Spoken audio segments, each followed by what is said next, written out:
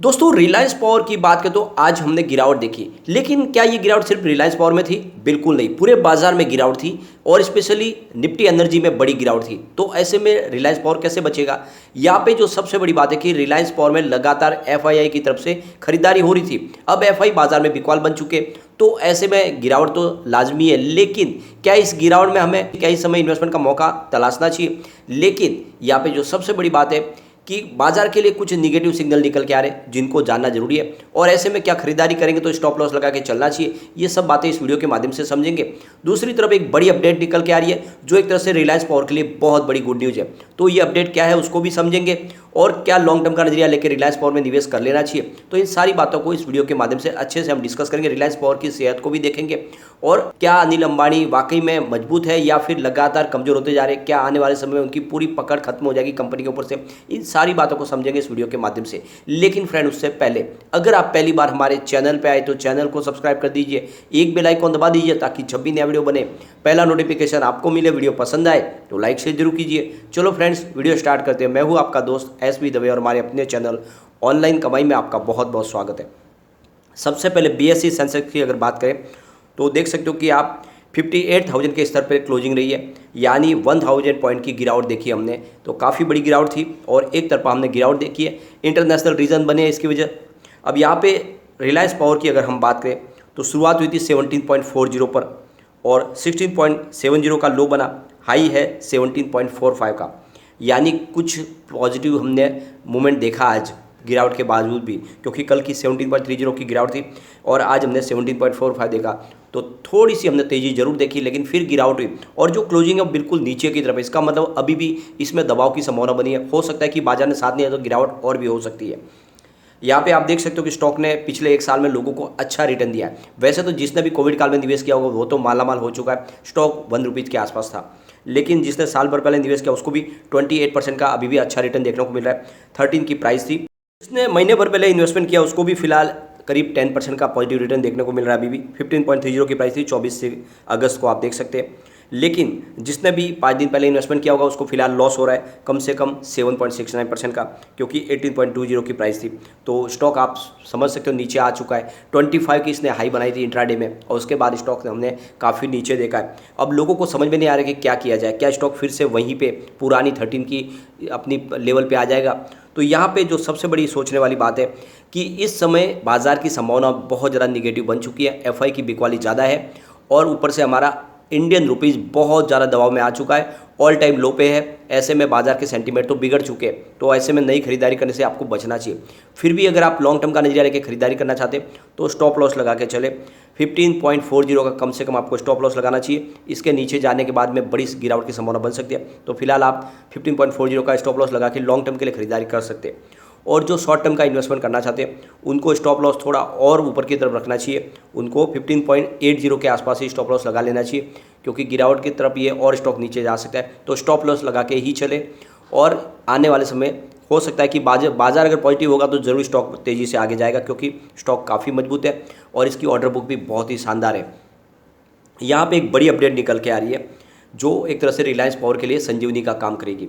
ये जो रिपोर्ट निकल के आई है नेशनल इलेक्ट्रिसिटी प्लान की, सेंट्रल इलेक्ट्रिसिटी अथॉरिटी की तरफ से रिपोर्ट में ये कहा गया है कि आने वाले समय में जो कोल डिमांड है उसमें 40% का इजाफा हो जाएगा, यानी लगातार इलेक्ट्रिसिटी कंजम्पशन बढ़ेगा। उसको पूरा करने के लिए कोल डिमांड पूरी करेगा, क्योंकि सोलर एनर्जी के जो सोर्सेज है उनमें इतनी ताकत नहीं है कि उस पूरे टारगेट को अचीव करें। तो जो फिलहाल जो जिस जैसे रिक्वायरमेंट है उसके हिसाब से आने वाले समय 40% की हमें और ज़्यादा कोल की जरूरत पड़ेगी 2032 तक के लिए। ये जो रिपोर्ट कह रही है फिलहाल जो रिक्वायरमेंट है 2021-22 के लिए वो कोल की 678 मिलियन टन्स की है, जो आने वाले 2026-27 तक बढ़ के 831.5 मिलियन टन तक पहुंच जाएगी। और आने वाले 2031-32 के लिए हमें 1018 मिलियन टन कोल की जरूरत पड़ेगी। तो ये आप समझ सकते हो, जिस तरह से कोल की डिमांड बढ़ेगी तो इसका मतलब इलेक्ट्रिसिटी कंजम्पशन बढ़ेगा, उसका फ़ायदा सीधा थर्मल पावर प्लांट कंपनियों को होगा। तो यहाँ पे आप देख सकते हो कि फिलहाल एट प्रेजेंट 51.1% की जो टोटल जो इंस्टॉल कैपेसिटी है उसमें कोल का हिस्सेदारी है। यहाँ पे टोटल 399.49 गीगावाट की टोटल कैपेसिटी इंस्टॉल की हुई है हमारे पावर सेक्टर के लिए। तो उसमें से आप देख सकते हो कि कोल बेस्ड पावर प्लांट है थर्मल पावर उनकी 236.10% की गीगावाट की टोटल उनकी हिस्सेदारी है। इसके अलावा अगर देखें तो 6.78 गीगावाट की हिस्सेदारी न्यूक्लियर प्लांट की तरफ से और 156.60 जो है वो रिन्यूएबल एनर्जी के अलग अलग सोर्सेज की तरफ से है। तो कुल मिला के आप देख सकते हो कि इस समय जिस तरह से इंस्टॉलेशन आगे बढ़ रहा है, जो कैपेसिटी को बढ़ाया जा रहा है, उस हिसाब से आने वाले समय में 2032 तक कम से कम 28 गीगावाट की और ज़रूरत पड़ सकती है, यानी कैपेसिटी को और बढ़ाना होगा। ऐसे में आने वाले समय इस सेक्टर में और संभावना बनेगी, सरकार की तरफ से भी और बेनिफिट दिया जा सकता है। वैसे सरकार ने जिनके लिए एक राहत के द्वार खोल दिए, क्योंकि सल्फर डाइऑक्साइड जो निर्माण होता है, जो पोल्यूशन में फैलता है, उसको रोकने के लिए जो नए इक्विपमेंट लगाने के लिए जो डेडलाइन थी उसको बढ़ा दिया 2025 तक के लिए। एक तरह से इनके लिए एक लाइफलाइन मिली है, क्योंकि वो बड़ा खर्चा है, उससे अभी फिलहाल थोड़ी सी इनको निजात तो मिल गई है। तो आने वाले समय में पॉजिटिव माहौल बन सकता है। लेकिन इसके बीच में देखो तो ये खबर तो बहुत अच्छी है, लेकिन बाजार के लिए एक बहुत बुरी खबर है। हमारा इंडियन रुपीज़ पिटते हुए 81.08 पर आ चुका है। ये ऑल टाइम लो पे है, बहुत तेज़ी से गिरा है। और जहाँ पे लोग कह रहे थे कि आने वाले समय 80 हो जाएगा, वो 80 तो छोड़ो, अभी 81 तक आ गया है। तो ऐसे में बाजार का सेंटीमेंट तो बिगड़े। इसका मतलब ये है कि बाजार से इंडियन रुपीज़ की बजाय डॉलर बाहर जा रहा है, और ऐसे में ये हमारा जो रुपया है बहुत ज़्यादा दबाव में आ गया है। दूसरी तरफ अगर आप देखें तो एफआई का रुझान भी निगेटिव बन चुका है, जहाँ पे हम देख रहे हैं कि 16 सितंबर तक एफआई ने बिकवाली की थी जरूर 3260 करोड़ रुपये की, लेकिन 19 सितंबर से वो फिर से खरीदार बने थे। उन्होंने 312 करोड़ रुपये की खरीदारी की और 20 सितंबर को उन्होंने 1196 करोड़ रुपये की खरीदारी की थी। कुछ पॉजिटिव माहौल बना था, लेकिन 21 सितंबर से फिर वो बिकवाल बने। उन्होंने 461 करोड़ रुपये का माल बेचा। 22 सितंबर को उन्होंने 2509 रुपये की बिकवाली की और यहाँ पे आज जो बिकवाली बढ़ के उनकी 2899 रुपये तक पहुँच गए। तो ज़बरदस्त बिकवाली बढ़ रही है और इसी वजह से बाजार के सेंटीमेंट बिगड़ गए। अब इसके बीच में अगर हम देखें तो अनिल अंबानी ने कंपनी के ऊपर अपनी पकड़ को मजबूत किया है, ये साफ दिख रहा है इसमें। यहाँ पे आप देख सकते हो कि जून 2020 में प्रमोटर की होल्डिंग 19.29% थी, लेकिन सितंबर में वो होल्डिंग घट के 15.90% पर आ गई। दिसंबर 2020 में उनकी होल्डिंग और कम हुई और 9.06% पर आ गई। और जिस तरह से माहौल बिगड़ा, उससे लगने लगा कि अब अनिल अंबानी पूरी अपनी होल्डिंग को खत्म कर देंगे और कंपनी पे इसी वजह से जो प्राइस थी वो गिरते हुए आप देख सकते हो कि बिल्कुल 1-2 रुपये के आसपास आ गई।